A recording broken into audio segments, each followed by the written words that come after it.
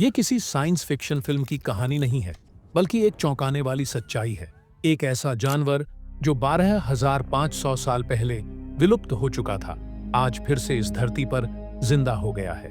हम बात कर रहे हैं डायर वुल्फ की, जिसे कोलोसल बायोसाइंसेस नाम की एक बायोटेक्नोलॉजी कंपनी ने हाल ही में फिर से जन्म दिया है।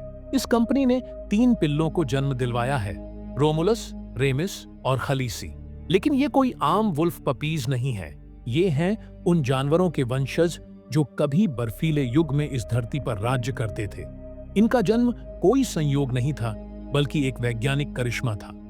क्रिस्पी तकनीक की मदद से वैज्ञानिकों ने 13,000 साल पुराने दांत और 72,000 साल पुरानी हड्डी से डीएनए निकाला और उसे ग्रे वुल्फ के डीएनए में जोड़कर एक नया जीवन रचा। इन एडिटेड कोशिकाओं से एम्ब्रियोज बनाए गए और फिर उन्हें बड़े आकार की पालतू मादा कुत्तियों की कोख में विकसित किया गया।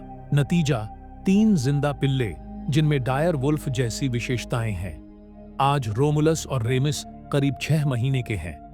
वजन 80 पाउंड तक पहुंच चुका है और जब ये बड़े होंगे तो लंबाई 6 फीट और वजन 150 पाउंड तक हो सकता है।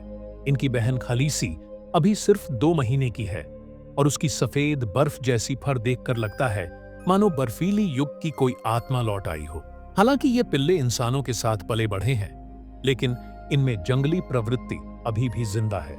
ये सामूहिक रूप से किसी अनजानी आवाज पर हुक जैसी गूंज निकालते हैं, जिससे लगता है जैसे इतिहास की एक भूली बिसरी आवाज फिर से सुनाई दे रही हो। लेकिन क्या ये वास्तव में डायर वुल्फ हैं?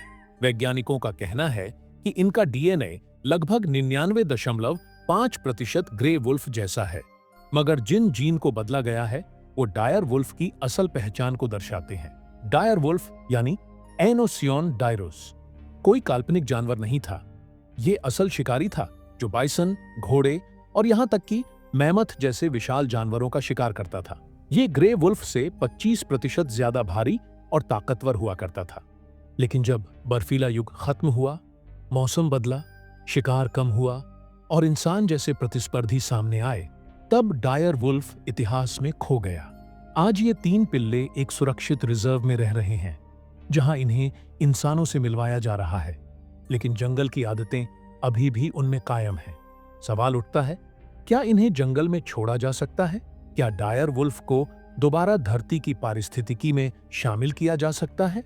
वैज्ञानिकों का मानना है कि जहां ग्रे वुल्फ रह सकता है, वहां डायर वुल्फ भी जिंदा रह सकता है, बशर्ते कि शिकार की भरपूर मात्रा हो, इंसानों से दूरी हो और पर्यावरण संतुलित हो।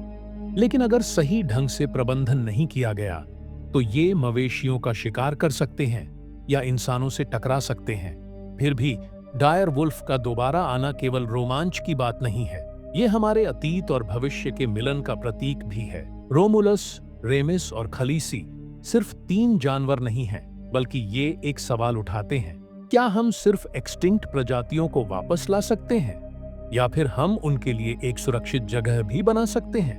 क्या हम उन्हें फिर से प्रकृति का हिस्सा बना सकते हैं, या उन्हें फिर किसी प्रयोगशाला की दीवारों में ही कैद रखा जाएगा? आपका क्या मानना है? क्या डायर वुल्फ को फिर से जंगल में लौटना चाहिए? क्या हम वाकई तैयार हैं अतीत के इन शिकारी राजाओं के साथ भविष्य साझा करने के लिए? नीचे कमेंट में अपनी राय जरूर दीजिए। अगर वीडियो पसंद आया हो तो लाइक और शेयर जरूर करें और ऐसे ही इंटरेस्टिंग फैक्ट्स जानने के लिए हमारे साथ जुड़े रहें।